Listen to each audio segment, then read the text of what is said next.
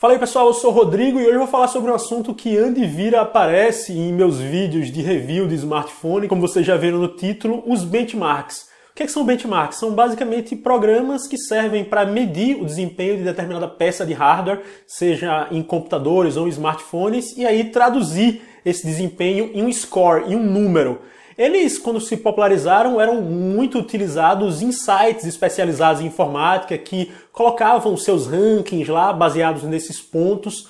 Só que me parece que com o tempo isso meio que virou uma obsessão muito chata na prática. Eu me lembro da minha pessoa mesmo, eu estava lá quando montava computadores para jogos, eu jogando e estava o tempo todo prestando atenção na taxa de quadro do jogo, se abaixasse eu ficava, caramba, por que foi que abaixou? Esse computador é tão bom.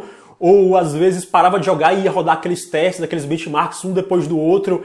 Quer dizer, existe sim um certo ganho aí para a pessoa que montou um bom computador quando ela percebe que o desempenho da máquina está indo muito bem. Ela fica satisfeita, isso de certa forma é um ganho, mas eu acho que quem gasta dinheiro e quem quer jogar, eu acho mais importante é o jogo em si, e não se ele está rodando com 3 frames a menos, 2 a mais. Eu acho que vocês conseguem entender do que eu tô falando. E hoje em dia, em reviews de smartphones, que são os novos PCs, né? A gente vive na tal era pós-PC, só se fala nisso. E aí o resultado do AnTuTu, quanto é que deu? O resultado do Geekbench, quanto é que deu? Eu acho que isso é uma bobagem muito grande, porque, vamos supor, uma peça que pegue 15 mil pontos, em que é que ela se diferencia de outra que pegou 14 mil, 13 mil pontos? Isso vai fazer com que o jogo carregue muito mais rápido para eu notar, ou que ele rode muito melhor. É muito difícil, na verdade, quando a diferença é grande, aí sim isso vai servir de uma referência de forma mais significativa. Por exemplo, uma peça que marca 15 mil em relação a outra que marca 5 mil, essa que marcou 15 é claramente de uma categoria acima, né? Então eu acho que nesse ponto faz sentido, mas eu já vi até sites especializados, site grande brasileiro, fazendo um dia desse análise em que a referência era: esse celular peca um pouco no desempenho. Tá, beleza. Aí depois de um tempo eu peguei o dito cujo, esse celular que eles citaram, e fui usar. E disse, caramba, por que eles estão dizendo que pecou em desempenho? Tá totalmente normal aqui. Depois é que eu fui me dar conta que eles usaram um benchmark do processador do telefone para dizer que ele pecava no desempenho. Mas na prática, para mim, não se traduzia de forma alguma na experiência de uso, sabe? É bom lembrar também, por exemplo, que esses softwares já foram adulterados para favorecer determinadas empresas. Lembro muito bem de um caso da Samsung que foi muito bem em determinado teste, sendo que ela e outros concorrentes utilizavam o mesmo chip. Os celulares hoje em dia utilizam chips do quê? Da Qualcomm, da Intel, da MediaTek, são poucas fabricantes, e aí a Samsung pegava resultados muito melhores. Depois se descobriu que era meio que uma falcatrua. O benchmark estava modificado para favorecer a Samsung.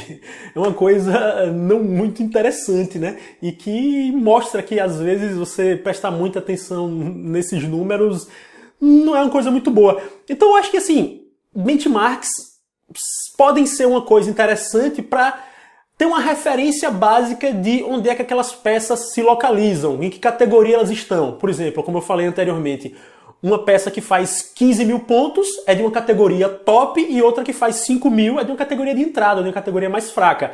É uma referência que serve muito bem, pelo menos para o usuário final eu acho que é para isso que serve. No mais, o que é que importa pra gente quando a gente pega um celular top?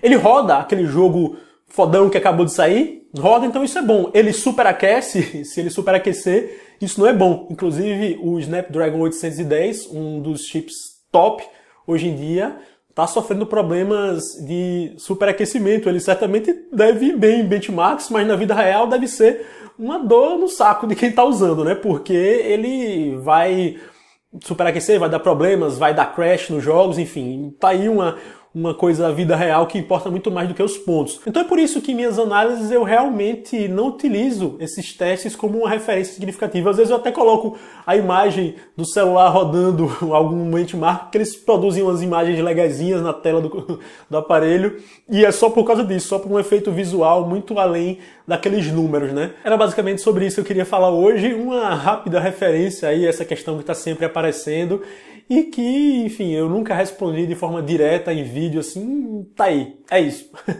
Mas digam aí o que vocês acham, imagino que muitos de vocês gostem, eu não condeno, mas enfim, tô explicando aqui porque é que eu não sou tão fã assim. Ah, pessoal, antes de acabar esse vídeo, eu queria deixar um aviso.